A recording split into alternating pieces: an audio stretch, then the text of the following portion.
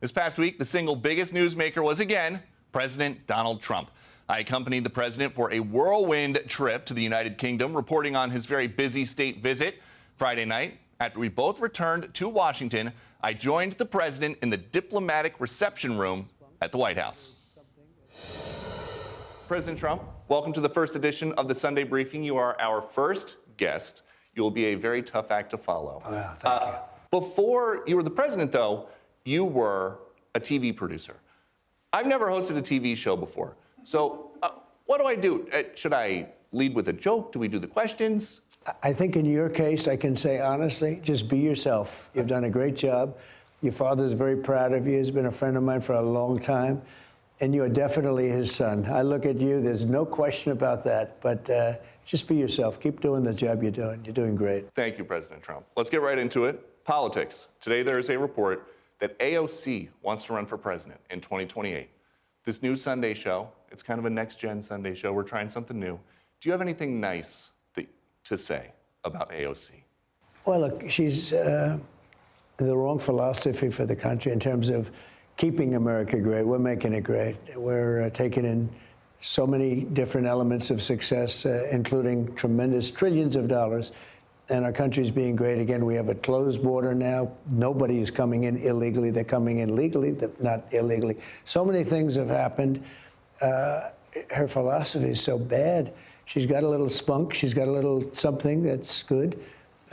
Joe Crowley, she ran against him, and I said, you know, Joe, you're going to lose this thing unless you go out and campaign. I watched her campaigning a little bit. I happened to turn on television. I saw her campaign. It was almost like by accident. And I said, you're going to have to run a little bit. And, oh, well, no, she's a young girl, he said. She's a young girl. I've taken on many of them, and he ended up losing pretty easily, actually. She's got a little something, but her philosophy is bad for the country. I don't think that philosophy can come close to winning. And the reason that I ask is because there's this New York Times excerpt of Kamala Harris's book. She writes that in private, you were very nice to her. And she says that on the phone, you called her a tough, smart customer. Did that happen? Not that I know of, but I was nice to her. I met her a couple of times, and I was always nice to her. And I'd be nice to AOC, too. I thought Kamala would have done a better job than she did in terms of running, because we really won by a lot. And I thought she would have done better. We have, in counties, did you hear, 2,700 to 525.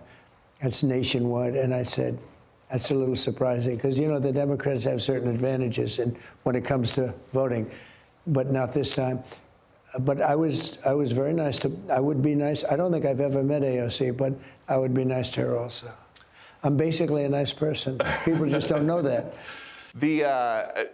Over in Europe, you were with business leaders. Yeah. Everything that you do, there's a business aspect to it. Yeah. What is a worse business to be in right now?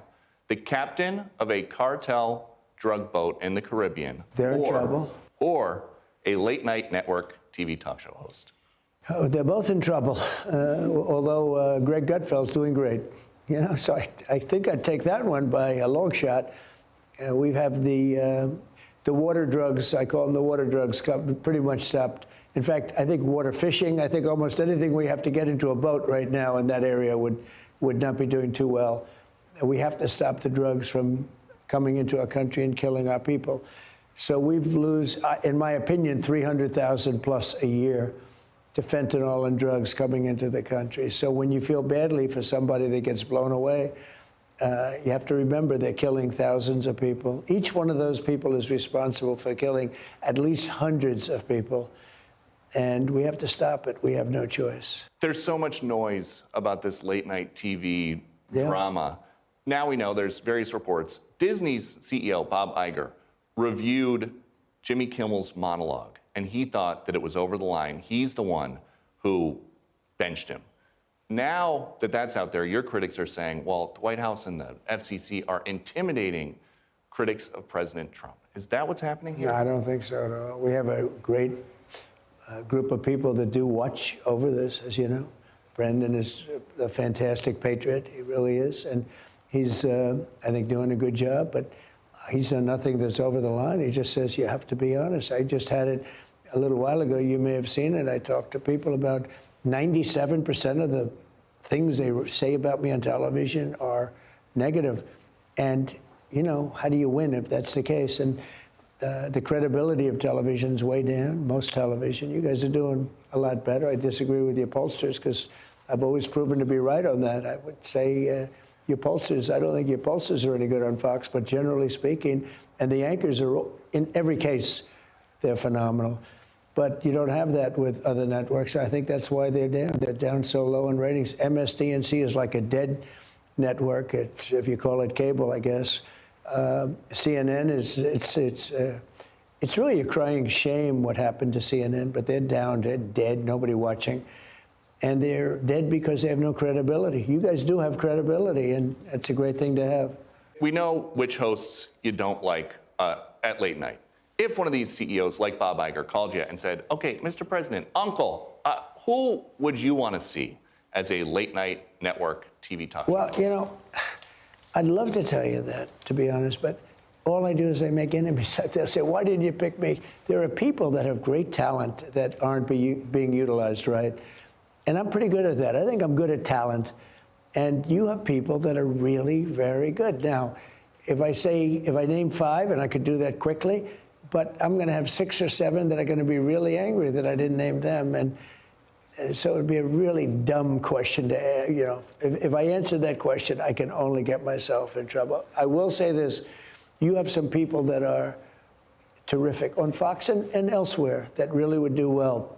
When I look at Jimmy Kimmel, he had no talent. He had no talent. He was a crazy, I don't know if you remember, I did a Truth before he gave out the Best Picture Award in the Academy Awards. He hosted it. He did a terrible job. I said, what a terrible job he did. He's the worst host in Academy history. And this was during the show, and he saw it. And just before the climax of the whole show, like Best Picture or Best Actor, whatever it was, he read my Truth, saying about how bad he was. And then, I dispute this. It was the craziest thing I've ever seen. His wife was begging him not to do it. His agent was begging him not to do it. There's something wrong with the guy.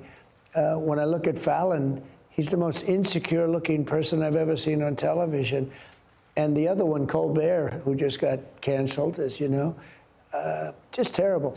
And it's 100, think of this, it's 100% bad about Trump. They don't say it's anything good. Even conservatives, somebody said I think in 2 years, 2 or 3 of them, maybe all 3 of them, they never even spoke to a Republican or conservative. It's one of the reasons they do so badly, because they don't realize what's happening. But when you look at these shows and when you look at how untalented they are, I could get people off the street to do a better job than Colbert. He's terrible. He's terrible. And it's not because he says bad things. I don't watch it. Purposely, I don't watch it, but I don't find it enjoyable. I don't find him good. I don't find any of the 3.